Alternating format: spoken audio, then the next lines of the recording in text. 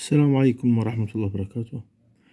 Donc ici, dans le livre de Cheikh Mohammed ibn Abdul Wahhab, des études de l'islam, avec les commentaires de Cheikh Salih al-Fawzan, hafidhahullah, donc il dit en page 37, il cite le cinquième annulatif, cinquième et le sixième.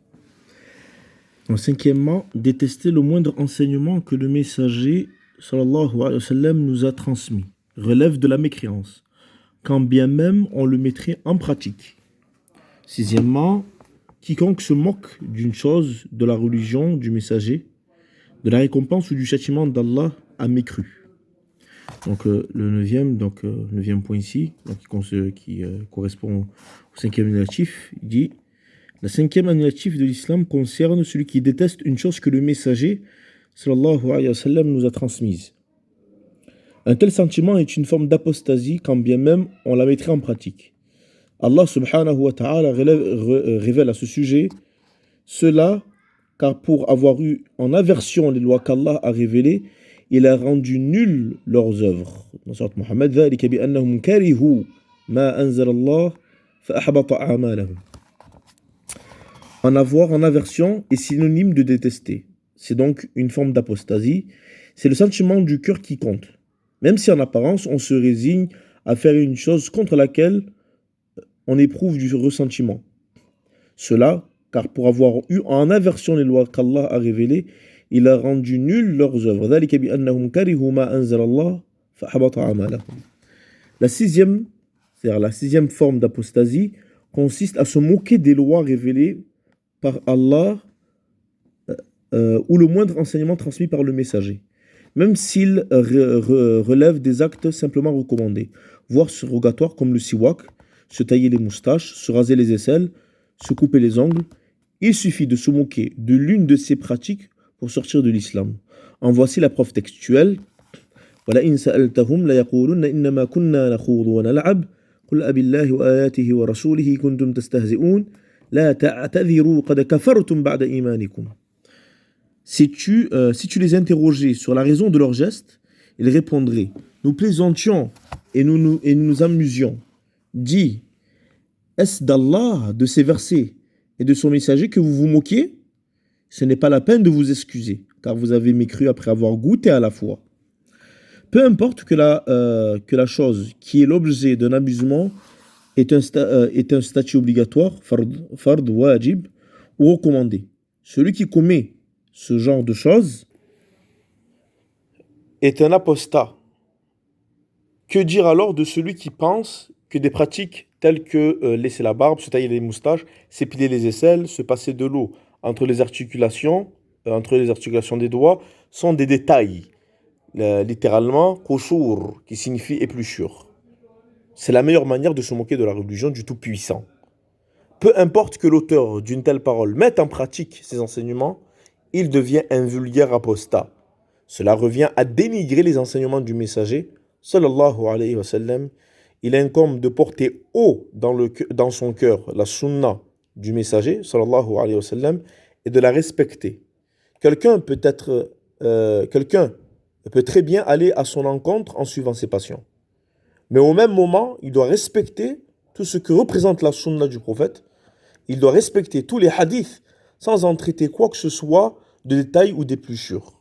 En voici la preuve textuelle. Dit: est-ce d'Allah, de ses versets et de son messager que vous vous moquiez? Ce n'est pas la peine de vous excuser, car vous avez mécru après avoir goûté à la foi. Sourate le Repentir, versets 65 à 66. Ce verset fut révélé à l'occasion de la bataille de Tabouk.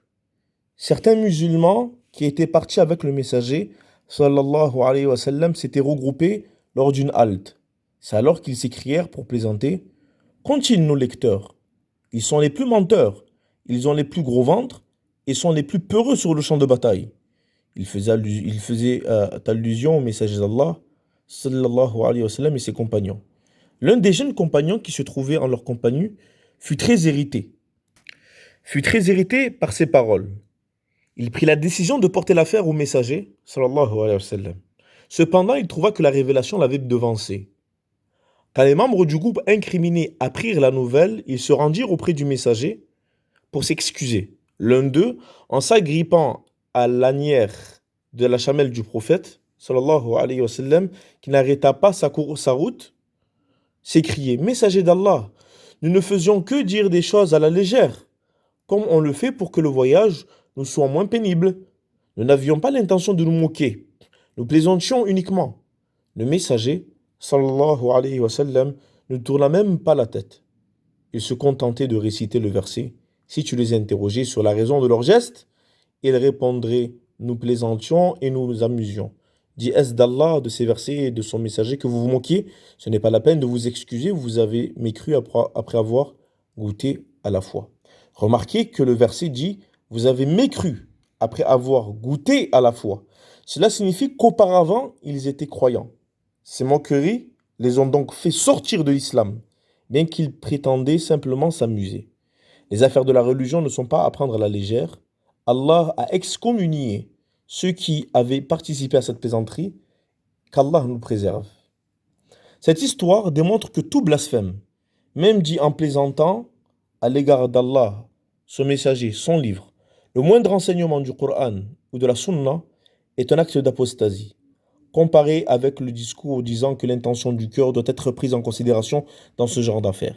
Nous ne pouvons juger en cas de blasphème selon cette opinion que dans la mesure où le coupable est convaincu de ses paroles. La parole ou l'acte en eux-mêmes ne sont pas un indice suffisant pour juger une personne. D'où nous rapporte-t-il cette restriction? Allah a condamné ces gens à l'apostasie, alors qu'ils prétextaient: nous plaisantions et nous nous amusions. Pourtant, ils croyaient en Allah et en son messager, et ils étaient des monothéistes. Pour Allah, cette excuse ne suffisait pas. Vous avez mécru après avoir goûté à la foi. Cette condamnation est valable pour une simple parole, une simple plaisanterie. Le verset ne fait aucune restriction. Aussi, il est impératif d'évaluer chaque chose comme il se doit, sans rien y ajouter, retrancher ou restreindre quoi que ce soit de notre propre initiative. Allah n'a pas indiqué qu'il croyait ou non en ce qu'il disait. Il a établi son jugement en fonction de cette simple parole, sans que ce jugement ne dépende de quoi que ce soit d'autre. Quiconque prononce de plein gré une parole relevant de la mécréance est automatiquement jugé apostat. Quant à celle qui la prononce sous la contrainte, elle n'est pas concernée par cette sentence. Wassalamu alaikum wa rahmatullahi wa barakatuh.